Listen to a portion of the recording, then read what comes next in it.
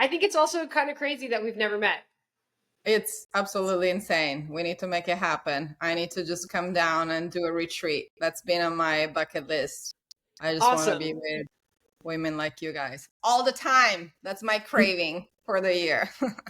Yeah, well, I also saw that you guys have a it's like a storefront now in San Clemente where you can do like Like private so try-ons. That look, I saw that and I was like, "Oh, there's look, I could go to that." right on. Yeah, yeah. It was an office space that we decided to turn into a little retail, like a boutique by appointment. So we get to actually meet people, which is another thing that I'm definitely craving, just to see, women that are wearing Seea and get feedback and, see how it fits on different body types. That's huge. So I'm really excited. The girls in the office are amazing. So I'm excited for people to actually get to meet who's behind, the product. So super exciting, super exciting. Yeah, well, perfect. I mean, that's such a great transition because speaking about who is behind the product, Mm. I don't really know a whole lot about you and your story. So we always like to start these conversations with where are you in the world and did you get a chance to surf today? I almost had a chance. Let's start with the surf part because no, well, I'm in San Clemente here in California, so definitely surf paradise. There's actually a really beautiful swell right now, and I was supposed to go out, and I didn't because my back is not feeling great this morning. So just I'm trying also to listen a lot more to my body. I'm 44, so I really want to enjoy my tempo and for the longest possible and listen, not try, excuse me, to push it too hard. And so I'm going to take a mellow day today. I love that, and that is something that I need to do better about. I'm about to turn 43. I turn 43 next week, and I am in Nicaragua. And I woke up. Well, I think yesterday afternoon I had this really bad hip pain that I Hmm. think it was a combination of things. I've been traveling a lot and just sitting in Yeah. cars, and then I surfed yesterday at this hollow beach break for the first time in a long Oh, time. I hadn't surfed in 7 weeks, and then I just like was sending it in these closeout barrels, and I somehow tweaked my hip. I could barely walk last night, and I woke up this oh morning no. like kind of limping, and was like, I don't care. I'm going anyways. So I need to learn that lesson of listening to my body. I think it's important as we get into our 40s. It's hard. It's really hard because we do want to, enjoy and push and have, the excitement of the sport that we love so much. But I don't know. I feel like after, I mean, obviously lockdown was such a gnarly time to be so sedentary, and I really felt so much pain into my body on that time, which probably is super related to fear and again not doing what you love and really taking care and taking the time to find the space.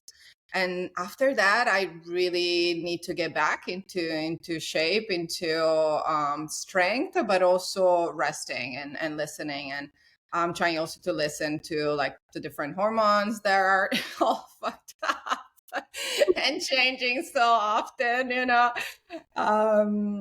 and because I do want to surf for the long time. So it's important. Sorry, let me silence the message because this is a time of the day where I get bombarded with work questions. I hear that. Yeah, Yeah. yeah.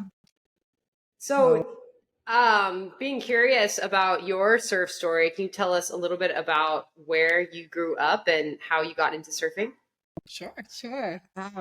I was born in Brazil from Italian parents. I was born there and grew up in São Paulo, going to the coast every weekend, so exposed to the ocean from day one. And then I moved back to Italy when I was 10 to stay, closer to the family side of my mom.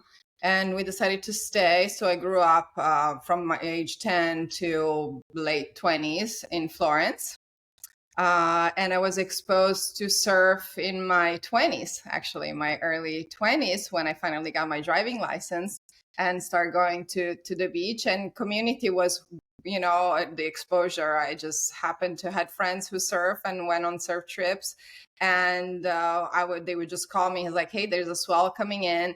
Do you want to come?" So I drove and start surfing very randomly, because in Italy it's pretty unique and pretty limited. You really need to be on the charts for understanding when the wind swell it's happening and the conditions. So you need a lot of patience. But when you do experience that, it's pretty magical. I Yeah, also talk surf. more Actually, about sorry, the. the first time that I surfed was actually in Brazil. I don't know if it counts because I just got pounded really hard uh, when I was 16. But that still, made an impact on myself, and then I didn't surf again until my 20s. So, yeah. I'm curious about the surf scene in Italy. Like, so you growing up, or not growing up, but living in Florence, Yeah. how long was the drive to the coast, and what is that scene like? Well, so here's the deal. Like, you need to drive depending on where the swell is. So Florence, is in the center. Liguria, the region of Liguria and Tuscany actually get good, a swell. So an hour and a half, I would say, from like an hour to 3 hours, depending on where, the swell is hitting. So a lot of early drives or sleeping, at the beach in your car. And is that based on the way that the coastline curves and the direction that, because it's wind swell primarily, right? Absolutely. It's only wind swell. Yeah. Yeah. So the direction that the wind has been blowing would Yes. inform you which way to drive. Exactly. And then depending obviously which coast you are, that's the season usually is fall is the best for more consistent swell, and late, August, September, October, that's when we get the most like end of summer, swells. Sardinia is an amazing place that get, more exposure, obviously, for how much water there is around as an island, and because obviously you have so much access to the coast. So I would say primarily, yeah, Sardinia would be more chance to find waves if you go to Italy, but then also be aware of just the map and get skunked. Yeah. A lot of patience again. Yeah. And is it beach breaks or there point All breaks or sorts. what is? All Huh? sorts. Yeah. Yeah. In Tuscany, you have a lot of beach breaks. You have reef. Yeah, there is all sorts of breaks. Yeah, the coast is pretty different depending on where you go. You mentioned that you went with friends. Were they female friends? Were there any other girls that you were surfing with in those days? Yeah, they were both actually. I always had a solid group of male friends from, snowboarding and then transitioning to surf. But I also connected with two really good friends who then we took surf trips together, and that's really the bond that tied us, was surfing for sure. Yeah. So learning to surf in your 20s, Hmm. then was it something that you were just all in right away, or what came next in your surf story? It kind of was an obsession, I would say. It was definitely something I would think a lot. And maybe because I didn't have access and I couldn't go often, that, created even more love for it. And then I met my husband, who was in California at the time, and we did a lot of long distance traveling. So when I would come to California, he was in San Francisco at the time. So I was actually exposed to pretty harsh surf over there, but somehow we would be able also to find. I'm a longboarder, so by the way, so I'm content and happy with very chill swells, and that's actually my happy place. And I so admire you shredders and the get barrel, but I really decided to make peace with the fact that I actually really enjoy mellow longboard waves, and that's my jam. And so you don't have to, you can be actually like a lot, you can have fun with any sorts of way when you longboard as well. And San Francisco, we would surf, obviously anywhere from Santa Cruz, from Pacifica, Ocean Beach rarely, obviously. So that's definitely a place that also allowed me to be exposed to the California surf life. And then we also would drive down here to San Clemente to visit some friends. And that's where I realized what the California surf life was, because Northern California is definitely different. And I love both, to be honest. I really, truly love both. But then when we moved down here to San Clemente, that's where I really was able to surf more and be exposed to the longboard, classic surf culture. And that's what really sparked the idea of Seea, and then connect the two loves: fashion, production, apparel, garment development, and surfing. Right. Yeah, I definitely want to hear all about how you got into Seea, the idea and development. But before that, what were you doing? Were you working with fashion? Mm-hmm. Yeah, I was working in fashion, both in Italy and also when I moved to San Francisco, because when Brian and I got married, we were living in San Francisco and we were working at a skateboard distribution. I was working at the apparel department, developing clothing for them. Okay. So yeah, I work a lot in product development and production, mostly overseas. But then when we moved down here, realized that LA was actually a huge hub for manufacturing in swimwear in particular. So I was like, okay, I'm kind of in the right place at the right time. I need to make something happen. And is that something that you had a dream to have your own brand? No, actually, I never thought that was my calling, and I always had a DIY spirit, I would say more. I wanted to make things. I'm a manifester, I would say. I can call myself like I always, have an idea and I make them happen, small or big that they are. But the excitement wasn't coming from like, I'm going to make my own business and I'm an entrepreneur. That was never the calling for me. It was more, I have this vision. I think it's a gift. I think I can, create something that it's a passion for me. So I'm going to do something that I love and that would allow me to do, to feel that I'm not really working, first off, because as you know, we got to craft ourselves the work that permits us to live the lifestyle. And so it was really kind of an organic opening up to, does the universe want me to do this? I'm gonna be open to try it out, not be afraid of failing, doing it very small but courageously, and listen to the signs of, is this something that is accepted from women, from men, from business in general. And it was really awesome to see the evolution of it. So what was that first spark of inspiration that took you from just, working for other people and not really having that dream necessarily to, wait a minute, I should do something? It was, so when we drove from San Francisco to San Clemente to move down, we stopped at a thrift store and I found an overlock machine, a sewing machine that allows you to sew stretch fabric, so knit garments. And I started playing with swimwear. And as a surfer, I'm sure you know this, back 15 years ago, 10 years ago, it was really challenging to find suits that would stay on and that would make you feel comfortable in your style too, like depending on the style that you have. So I was super into retro, old school swimsuits, but they weren't really practical to surf in because they were either wool or a woven fabric. So I saw a few suits that were shorts, for example, very retro cut shorts, but with an open back or long sleeve, one piece onesies.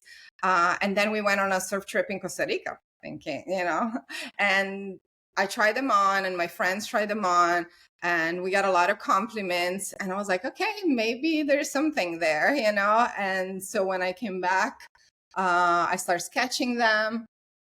and started making more samples. And then I connected with a good friend in LA that taught me pattern making. She connected me with factories, with all the networking that I needed to make it come through. And the vision was always about femininity and about why there isn't a brand that expressed the vision, what I see of women surfing, especially women longboarding. So this classic, because going to San Onofre here, all I saw was like this spectacular classic longboarder that were dancing on waves. They were driving their old cars, and that inspired me so much. And I was really into creating a product that there was a parallel, there was a swimming that was a parallel to that classic beauty that I saw. And that was kind of the vision. And it went hand in hand with the representation of these women in images of surfing and in videos. And I wanted to, the product needed to also transmit that energy and that vision also in photographs, because I had a hard time looking for videos of women surfing to learn, or photographs on magazine. All I would see would be like the duck diving thong image, or the barrel and the back turns. That's mostly what we're exposed to. And that wasn't what I was looking for my style of surfing. Right. It was like the objectification of the female body, or it was women that were trying to like keep up with the men or be equal to the men in performance. 100%. Yeah, that's interesting. Yeah. So what year was that, just to place that in my own concept of that era? 2010, 2011. Okay, cool. Yeah. And then I guess my question would be, so it seems like it started out as just like you found the sewing machine and you're like, this will be fun. I'm going to make some cute bathing suits for myself and my friends. And then noticing a need in the market for swimwear that would be cute and functional and fit that certain San Onofre longboard like aesthetic. Yeah. At what point did you have that idea that like I'm gonna make this a business? Like, where did it go from like hobby to business? Like, did you start it thinking, oh, this is just going to be my side hustle while I do my real job, or was it like from the beginning, no, this is going to be my life? I was freelancing at the same time. I was, starting with Seea. And I kind of never really asked that question. Somehow, again, I was just like flowing with it. But I was also really passionate and like really wanting to make it happen. And what really drove me to keep going was the reaction of buyers. So the first collection was 60 pieces of 4 suits. That was the launch of the first collection. So I produced this smaller units with anxiety, because it was obviously coming from our savings. We never got investors or anything. And then I started showing them to Thalia in Laguna Beach. And then I drove up to Mollusk. And then we went to Surfy. And so the smaller boutique surf store. And I was like, do you guys want to try this? And they were like, wait, what are those? They're like long sleeve, one pieces. Rad. Sure, we'll try that. They were kind of like, actually, they're weird, but they're cool. So let's try. So they took them in consignment. And this was fall, and so past obviously summer season, but they sold really well. They sold really well in the holidays, and so they order more. And in Italy, that's kind of how it started. And then I would go and talk to them, and the buyers, as you know, are mostly guys. And they were the one who really excited. They were really excited about the product. They were like, this is so great. We're so stoked that, there is a women founder that is creating a product that we need in the stores, because as you know, women shop more than men. And we can have, we don't have a parallel to like a brand to what we sell for guys for women. So they were super supportive. And then when my husband saw the reaction, he comes from sales, saw the reaction, he was like, oh, actually, I think, we have something going on. Let me help you. So he took on the parts of sales and the logistic and the shipping from our garage. So as a team, we just like one day after the other kind of start growing. I have to say I'm a little bit surprised by that story because Hmm. I'm thinking about maybe because you were going to those specific boutique shops that were looking for a boutique product. Because I think about my experience in the surf industry Yeah. with the men in particular that I dealt with was Mhm. like, no, it has to be hot. It's got to be Yeah. small. I remember, I was sponsored by Body Glove for a long time, which actually did Mhm. a pretty good job of making swimwear that would stay on. Like they would have a few pieces in the line that were a little bit fuller coverage, but Mhm. definitely not the like style aesthetic that Seea came from. But I remember my perception of even like with wetsuits, it was like they would make a spring suit and it would be like completely up the butt. Yeah. So it was really all about style. And then also it seemed like there was a lot of control by those bigger Mhm. brands, the Quicksilver, Roxy, Rip Curl, Billabong, whatever. Like those brands had such a stranglehold Yep. on the industry that it seemed my perception of it was that they were not open Open. to independent brands. But I'm stoked to hear that you had a different experience.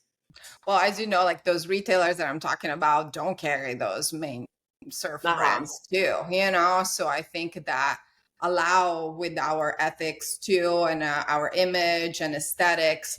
So it was really a partnership, and they're so iconic also in the international classic. So Seea to be exposed to Japan buyers, for example, right? Because a lot of Japanese buyers come to California looking for product. They're unique, and so that opened up that market to us, and we have a huge, fan base in Japan, supporters there. So I think it was really the perfect window for the brand. We were also super lucky to start at a time where social media was, the cost of marketing was very low, and that allow us to play. We know Shopify literally started the year that we started, so we grandfathered in a very awesome fee for starting the business. So the cost of actually starting was really great. It was perfect timing. Yeah, I would say that you are like the first independent female surf brand. Like now there's a bunch, right? Yeah, yeah, There's a which is lot, great. but Yeah, yeah, Sia was the first one that I ever remember noticing. I mean, there were, maybe Salt Gypsy was kind yeah, of around yeah, the same time, yeah, but that was more just like leggings. They yeah. didn't have the breadth of swimwear. I remember we did a retreat. I think it might have been in 2012, Uh-huh. and there was an amiga who came on the retreat who had this rash guard, Huh. and she was a like an interior designer from Texas, and so she Wow. was into like the design Yeah. thing, and she had this rash guard. I remember it very clearly. It was like blue, and like one arm was maybe the same color as the chest, but it had a cuff that was a different color, and then the Uh-huh. other arm was like a pattern with like the Oh, same colored cuff.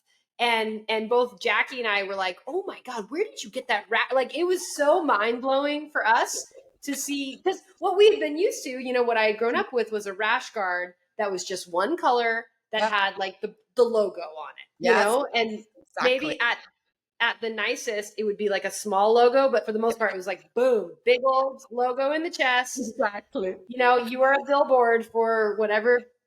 All the rash guards look exactly the same from the different brands. It's just the different logo. And so that was really like memorable. And then I think right after that, and she was like, "Oh, it's this new brand and it's woman owned and it's based in San Clemente." And Jackie, being from San Clemente, was like, "Oh my god, I'm gonna hit them up." And that was a long time ago. The company has Especially, grown huge since then.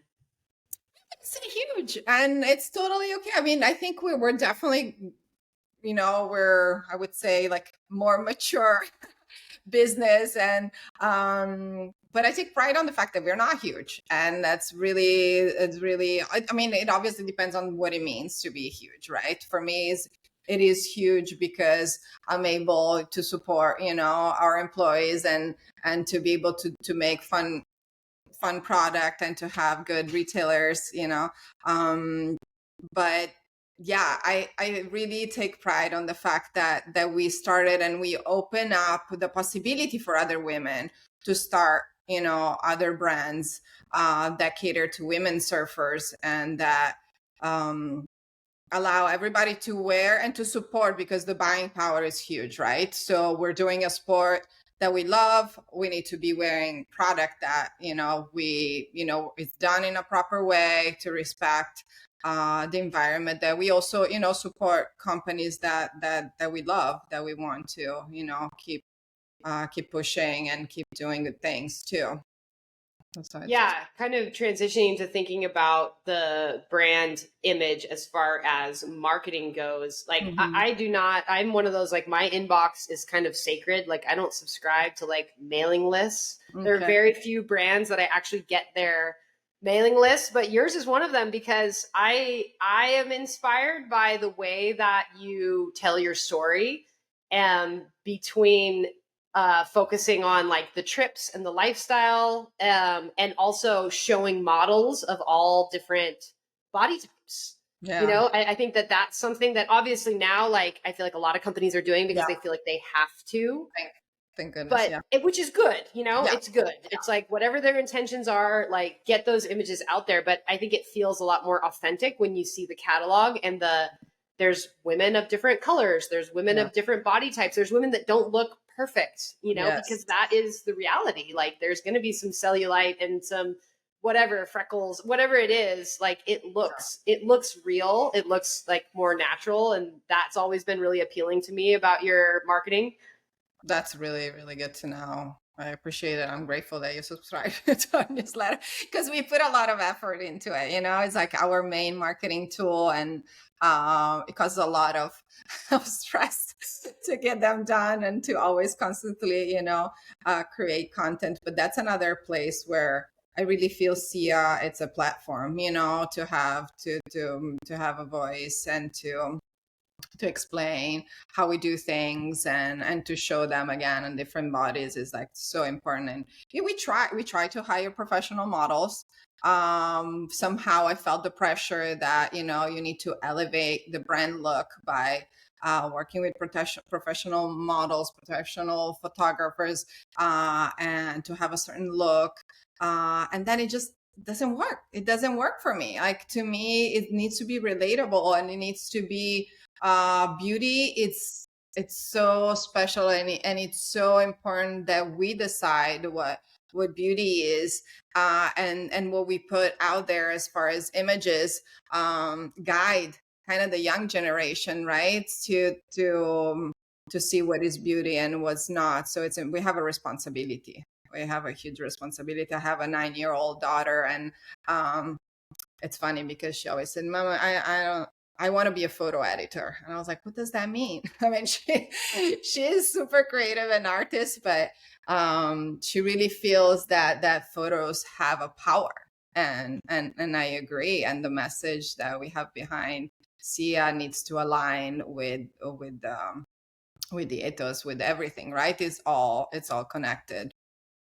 Yeah, that's awesome. I remember when I also have a 9-year-old daughter, and so when you were doing the what did you call it, like the little girls line, and Yeah, yeah. Mini Seea, yeah, and I was like, that was even more. I was like, this is so amazing. I had like the matching, the matching like jumpsuit that my daughter and I could match, and that was so cool. I think just before we get too far away from the marketing, I wanted to ask you about your, I don't know what the right word to call it is, your gender neutral line. I remember like, was it last year? There was some, and I was really excited about that because I feel like that was risky, like especially in the surf industry, to show swimwear, surfwear that could be worn by any gender expression. Yeah, big time. Can you talk about your inspiration behind that and how that went? 100%. I have goosebumps because I feel so passionate about it and I really want to put more time in designing and keep doing it. It was just necessary. Again, it was one of the things I was like, why haven't we done this before? Like, what are we thinking? I mean, we do have requests from guys. It's like, oh, can you make some guys rash guards? We really wanted to board shorts and all, but I have a hard time with that, you know. Our time is very limited. Our manpower is also very limited. So you have to understand that the team behind Seea, it's small and we have so much we do. We do everything in-house. We buy all the material, we buy all the trims. So it's not that we design and we send it off overseas to be developed and produced. Like we actually do all the steps of making it, you know, from patterns, to designing the textile, to choosing the fabrics. So every time we put a new product out there, there's a lot that goes behind it, right? And the gender fluid collection was just, dude, what are we doing? We can totally do something that one has, you know, also a meaning, a social meaning behind it. And then it can be where, so it could be a huge market opportunity too, because then you're not just a niche. We are super niche as a brand already. We can open up Seea to be, you know, cater to more customers. And so we launched, it was a short, it was a cyclist short, and then an up shirt in a technical material that you can surf and wear out. And then a rash guard. And then it was just a simple tee. And it was so fun to shoot too. And just seeing the reaction from the guys and from the girls was just beyond exciting. And I do want to keep doing that. But again, because we have such limited hands that can work on product, we prioritize things, unfortunately, but that needs to bring, you know, the revenue that we need to keep the business. But this year was kind of a huge turning point. So I'm able to finally work on more creative projects, and I want to work more on that collection for sure. When you say that this year was a huge turning point, what do you mean? Like We growth? started working with private label, so we're producing for another company that without Sea's brand in it. They approached us because they love how we manufacture and source the resources for materials and production. So we started last year, and it was, you know, it shook things up quite a bit. But it's a huge opportunity. It's a super huge lesson in growth and in business. So I'm excited that we are exposed to that and we're making it happen. And that can allow also Seea to grow as well after we are, you know, we have the infrastructure in place and we feel in a much better place now. So last year, yeah, was a huge stress year for many of. So to understand, a different company, a different brand came to you wanting to have you produce their product for them. Yeah. So then that led a capital influx, so that then you could expand production. Am I understanding that? Yeah, it's more, you know, it's more about an additional revenues channel, you know. So that's the opportunity, but their scale is much bigger than ours. So it was a lot of adjusting and learning to that, but it was a huge opportunity for the factories that we work with to have more work. Mm-hmm. and material suppliers too. So it was definitely an experiment that was hard. It was really hard. It was really, really hard. But I think it's a great thing for Seea too, because we have such an amazing team of women and resources, and also the power to do manufacturing in a different way that's been, you know, done. So it's exciting to be innovative and find, you know, still stay independent and small. And it's also, yeah, it's also a way to get cash influx too, obviously, because we're independent. So our cash flow as a seasonal business is kind of gnarly. Yeah. And that allow us to have a more, you know, consistent. Yeah. Yeah. So what would stop you from expanding into a men's line if there seems to be like a demand for that, like not necessarily just gender free, but actually specific to men to like increase potential customers. Oh, it's more like staying true to the roots and the origin, and it's not about excluding that and excluding, that market. It's more about like focusing on who we are, what we're doing, and again, like we don't have the the manpower to make it happen, even if we wanted to right now. So I much rather expand in other things and doing collaboration with like-minded people like you. Let's do a Seea for a mega small collection, or let's do, maybe there's another brand. And what I always wanted to do was to produce locally for a local market. We have a lot of fans in South America, a lot of friends in Europe. But it's challenging to buy e-com from us because, it's a high price product, and then you get the shipping and then the duties, so it becomes even more challenging to purchase. So my goal has always been to produce in Europe for the European market, and in Brazil, for example, where I have contact to the South American market. So those are like my next business, developments that I would like to do. So if there is anybody out there that want to partner and help us out, we're open, because I think that's the main idea, is to find the right partner to do those things, Right. Yeah, somebody that's on the same page with Yeah. ethics and Yes. vision and Yes. aesthetic and all that. Yeah. Yeah. I wanted to hear also about your partnership with Leah Dawson. I know I've known Leah since I probably met her when I was in my like very early 20s. I can't remember exactly, but have obviously respected her surfing. And I know that a lot of women really respect her surfing because of her very unique style. Yes. How did that relationship come about?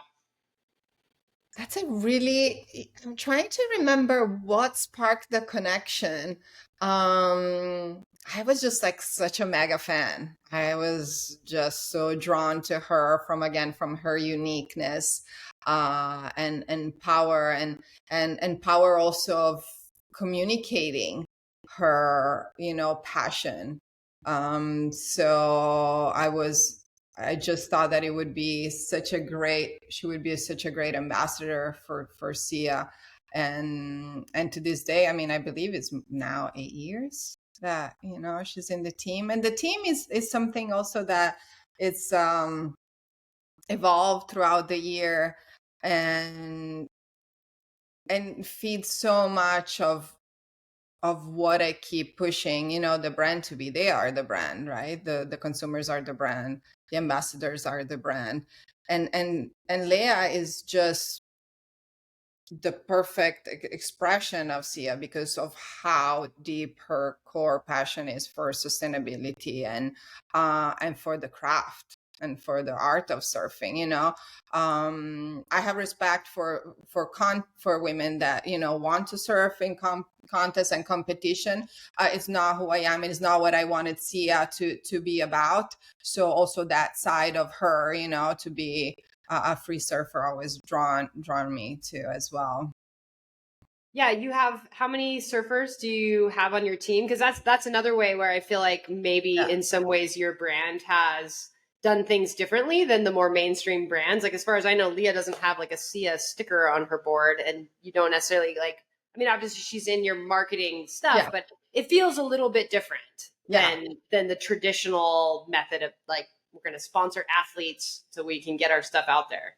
Yeah, but for example, she collaborates with us on the Tip Time Tuesday, which is huge, right? It's a different way of doing What's that? So every Tuesday, we on social media we put a post about Tip Time Tuesday. Well, she speaks about tips of surfing, and is the most engaging post that we have, every week, and it's so rad. So to me, those are the things that an ambassador, is really doing what I think the brand messaging should be. And then besides Leah, we have Rosie in Hawaii. She's an incredible surfer and human. And Mele has been with us since day one. The story with Mele was that I was in Malibu, I think the year that I started Seea, and I literally look at her surfing, and I was blown away. You know, when you feel the spirit, I always think of this, that water and surfing, like the way that you surf, it shows so much of your personality and of your soul. And for her, it was just like, my God, you are a surf goddess, you are so stunning. And so we connected, and I was like, I have this suit, do you want it? And it was the Bolinas, the skirted one. And we became friends, and then we did photo shoots together. I think the next year I took them, the next year we went to Sayulita and we did the first photo shoot where I actually met Lola.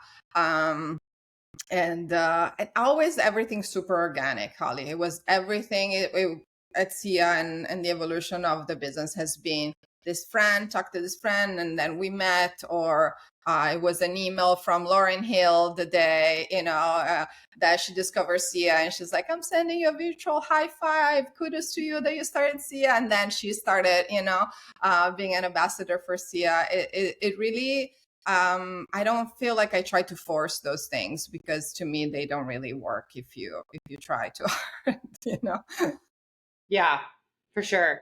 It seems like the community of women surfers is pretty small and tight knit, and all just like kind of supporting each other and being open to finding like-minded humans and then moving forward together. Exactly. So what do you see? I know you mentioned manufacturing Seea in other places so that it can be accessible to more people without all the import stuff. But beyond that, what do you see the goal of Seea being as you progress into the future? I love to do, as I said before, I love to do more collaborations. I just want to be more focused on the design part that has been in the back burner so much. I just want to do fun stuff that have a power to express some sort of good message. We get bombarded from negativeness and sadness, and I just want to be able, through surfing and through Seea, to bring some joy and some lightness, which is what surfing does to me. Really is joy, pure joy, and pure state of meditation, like really rejuvenating. So I want Seea to be able to tell these stories, and I think by collaborating with artists or other brands or anything, to tell more stories and tell it in a way that there is a beautiful product that is done responsively, that aligns with that. I don't really care to grow and to expand just production in general. If we could stay the same size and maintain, a good livelihood for everybody who works for us, I think that's the main goal. And then expand in other location. I think that's really my dream, and to do it in a way that is not as stressful as it has been in the past few years. Do you think that's possible? Maybe I think it's all internal, right? It's like creating those boundaries, and which I didn't allow myself to have last year. But I also think that it was temporary and it was necessary. So also not being judgmental towards myself of being too stressed, and is a learning lesson for that too. And finding the balance is the key, and surfing again is the lesson for that. I think I'm in such a better space this year. I'm really, really inspired. I want to do more. And again, I think another thing that excites me, that stimulates, and where I want to expand, obviously, is the theme of sustainability. That it's such a word that I don't like to say too much, because it doesn't really mean anything. Right. But learning, but it requires constant education. And yeah, I wanted to ask you more about that, because you had mentioned, that was one of the goals, or that was something that drew you to Leah. So how does Seea participate in sustainability? How does that fit into you? What are you things that you're doing that fit that? Yeah, so from the beginning, uh, Seea was born by producing domestically because I wanted to see who sewed our garment and be really hands-on with everything. So by choosing the material, they're the least impactful, by really understanding who are the suppliers and what are their way of manufacturing. Sustainability, obviously it's easy to say, oh, it's a recycled material and put it on the website and think that that's enough. It's not, right? So you really have to see the whole process. And sustainability for me is the fact that we are in an office with, all women that are participating to the product. Sustainability is obviously materials and impact of the materials huge. Is creating a product that is of quality, that can last long. So it's not that it lasts a season and then you throw it away and put it in the landfill. It's about the message that you put it, with the brand, as the inspiration that you're creating with the brand. So it's a very complex word, and learning in the actual material and production and supply chain, there is so much that changes every day. So it requires me to be learning, to visit suppliers, to be studying, to going to trade shows, to going workshops, and that's like it requires time, and I feel like that's also being put in the back burner to keep the grind. So but I love so much, and I have so much passion for that side of the business. And I think keeping and not staying staying comfortable, let's say, like staying comfortable and do what you think it's okay just because it brings revenue, but just like pushing and being innovative. Yeah, I would say that, there are some who might say that the idea of creating a fashion line where you want to get this one because it's cute and like that one because it matches, like that is in some way like unsustainable, right? Mm-hmm. Because I know for me, whenever I see like get the mailing list, I'm like, ooh, the new season. Like my rash guard is fine. It's still it's well made. So it actually, like, I have Seea rash guards that I've had for years. Like Yeah. literally, maybe the color has faded just a little bit because I'm wearing it all the Yeah. time. It's not. I'm not one of those ones that just wears it on vacation. Like this is like the thing that I'm wearing every day. But I want to get the new cute one that just come out. So it's a little bit tricky there. Would Yes, you so say? challenging. And it's super challenging as a producer of clothing, It's like, what is the right amount that we should be producing? And that's why when I talk about expanding, it's like I get really a lot of anxiety of just like making, a lot of the same product. And that's why I think collaborations are great, because then you're still putting new, I'm still, exercising my creative muscle. But it's in smaller runs, which is again what we do. And the difference of producing here too is that we are flexible to produce 100 units of a style and not 1,000. Right. Yeah. And that makes a big difference. Yeah. Does your daughter surf? Great question. I tried. And one day she told me, Mama, I only surf to make you happy. Oh. And so I was like, no, you'll do you. You do it at your own time, do what makes you happy. And then if one day you want to go out with me and, you feel, actually this summer she did go on the board. She felt a little more comfortable. And again, is that balance? Like, do I push to make them exposed to it so they feel comfortable and they get the hype? Or do I let them, be them and decide? It's hard. Does your daughter surf? Yeah, I have a similar. I mean, it has gone in phases. Like Yeah, I think being in warm water makes a huge difference. huge. If my kids grew up in Great California, they point. would not be surfers. Either one of them, I don't think. The Great point. wetsuit is such a struggle, and Also the waves in California. I mean, obviously San Yeah. Onofre is beautiful, but you have to like walk through rocks, Yes. you know, and then deal with like a lot of whitewash Yes. before you can really like get in there. Like I took my kids to San Onofre thinking that they were going to love it. And they were like, what is this spot? Like, no, but it's so gentle. Look at all the families, you know, this is great for you. No, but Really? they do. My daughter surfs, but it's definitely been something that I've been trying to walk that same line of like when she Yeah. was young, I would just bring her with me. And I don't think that she loved doing it. I think that it was just like that's where I was. You. So she's Yeah. like, well, if I'm gonna hang out with mom, I guess I'm gonna have to go out the back in the lineup because Yep. that's where mom's hanging out. Yep. And then she went through a phase where she just didn't want anything to do with it. And she actually told me she hated surfing. And that was like so Oh, breaking, you know? And then I was like, okay, I'm just gonna let it go. And I'm like, listen, I don't care. Like, obviously, yes, in a perfect world, we would go surf together because I love it and I want to yeah. share it with you. But I'm going to stop even suggesting, okay? I'm not going to bring your board unless you say you want to bring it. I'm going to stop Yeah. asking you. And then this summer, something changed and she did seem to enjoy it, but I don't want to get like too attached to Yeah. that because we're in transition where we were living in Central America and then the last 2 years because they were at school age and there's just not many great schools in Central Mm. America, we moved back to California. And so they did a year in Mission Viejo in Orange County, and then we did a year in Northern California.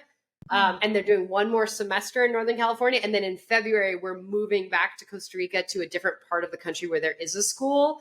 Oh, So wow. then we'll be living again because up in the last 2 years, we've just been doing trips. We've been like spent all summer in Costa Rica. So it'll be interesting to see now that it's not a trip, now that we actually live there again, Living. Yeah. if it becomes a part of her lifestyle. And I feel like what's going to be key is like her friend group, Yeah. Huge. Huge. right? That's Especially it. as they get into like middle school. It's like if she gets in with a little crew of girls that like to surf, then Yes. I'm sure she'll surf. And if she doesn't, then she won't.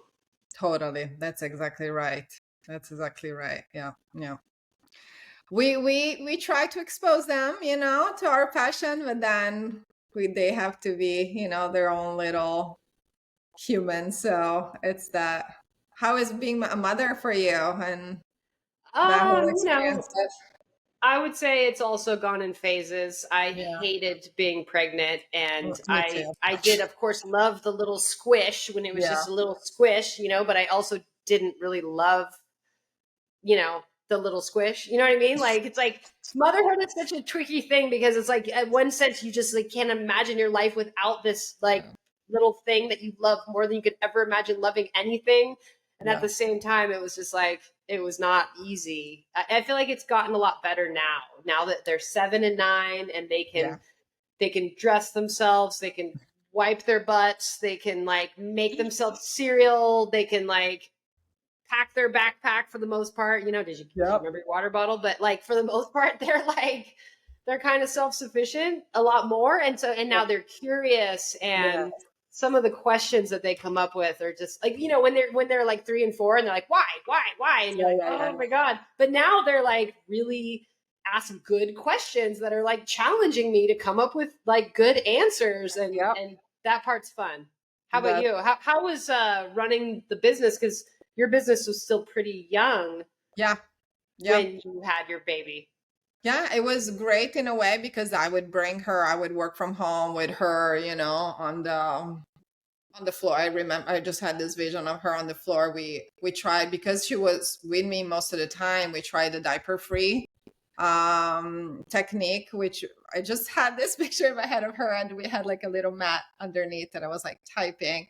Actually worked great. I strongly suggest reading that book. And although it seems like such a hippy dippy thing that doesn't work, it worked great for me. I think we used So like at what point was she then like potty trained where you didn't have to like worry? like 6 months, 9 months. Like, Even at night?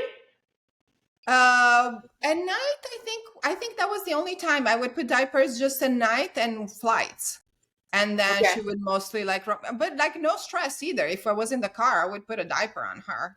But like then all the rest of the day, she wouldn't. And then you make the sound and you put them in the toilet. I don't know, And yeah, she was super easy. And in fact, we were able to put her in preschool I don't know, is it preschool? Or I always confuse. Yeah, it's preschool when they have to be 18 months in diaper and potty trained to go. Yeah. Um, but anyway, it was a good thing because I was at home and could be with her. But at the same time, I felt I was never really just present and just dedicated to that. I was constantly Mhm. multitasking work and mom. And so I felt a lot of guilt throughout the year on that, on her seeing me just like not just obviously, but seeing me mostly as a working mom with stress and things to do.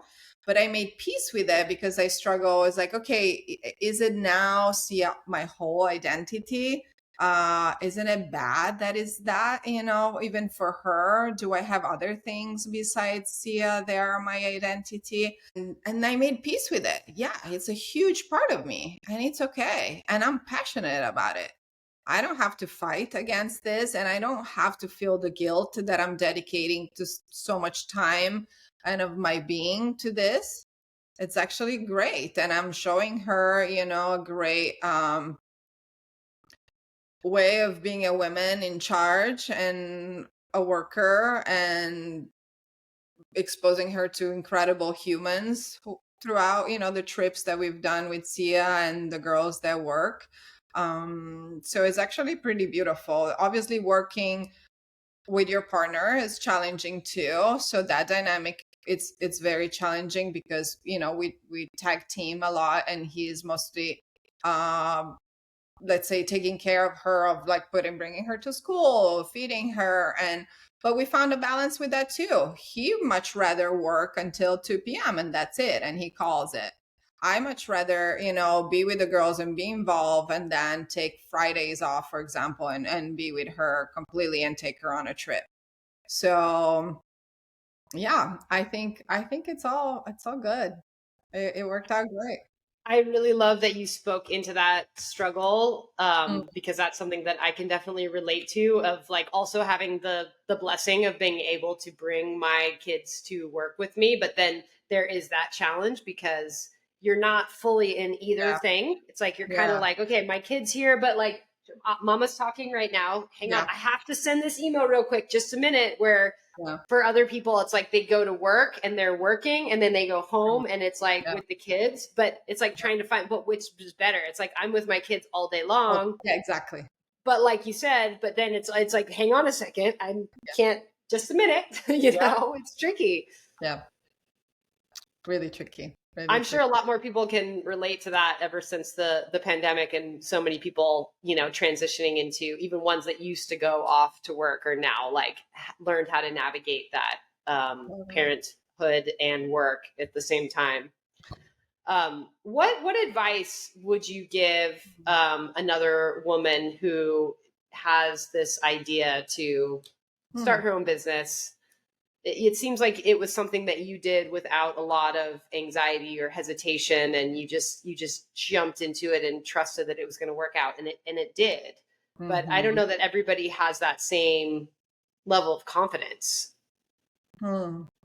Well, I can speak for the apparel side, and I think it's important that if a woman is wants to start their own brand, um, she does a lot of homework of what entails to do so, because we think that this design is the major part of a brand, and designing the clothes and designing the marketing campaign, that is actually probably 10% of the rest of it. So be prepared that uh most of the work is a lot of um obviously business and accounting and finance and HR and logistics.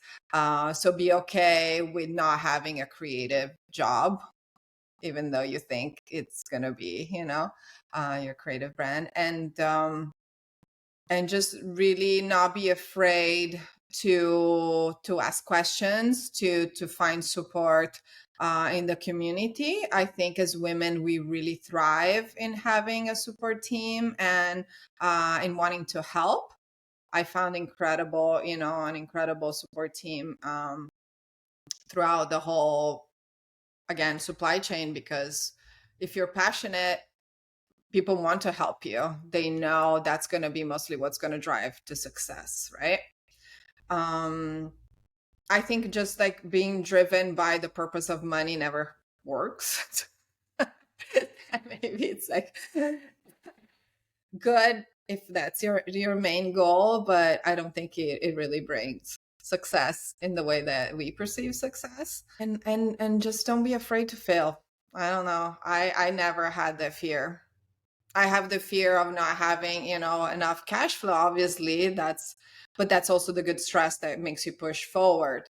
But yeah, I mean, we're all gonna fail, and then the failure is gonna be what brings us back up and learn and do something new that has that learning lesson, I guess. I mean, it's Great probably advice. cliche, but No, that's good. That's good. I like it. So just to sum up, where we had do your research. It's not yeah, just going to be the creative side. yeah, Find support, yeah, seek out community, yeah, and be passionate. yes, Don't focus just on the money, and don't be afraid to fail. yeah, yeah. Those Pretty are basic, life lessons right there in starting any endeavor. right? Right. I think it's probably similar to you, yeah, and what you've created, because Yeah, that's yeah. I think I was, yeah. It's not so dissimilar, I would say. mm, I think I can feel a lot of what you said, really resonated with me, even to the point of like thinking about growth and mm-hmm. the whether or not to market to men, and like Yeah. so many of the things that you said, I think that are similar answers for Surf with Amigas.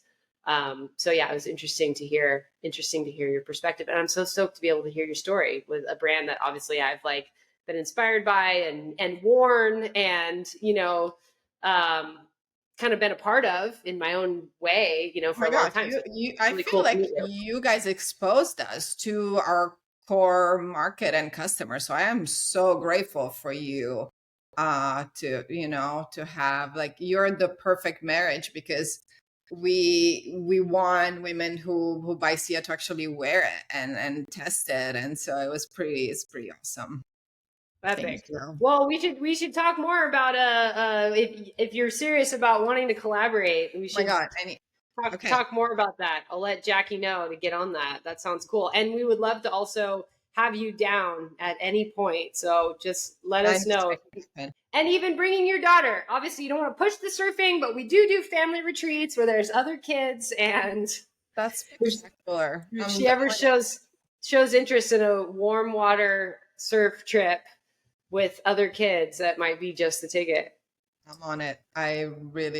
That's another realization I had last year. The reason why also I have Seea is to do this type of trips and to connect with humans like you. So it's definitely on the list.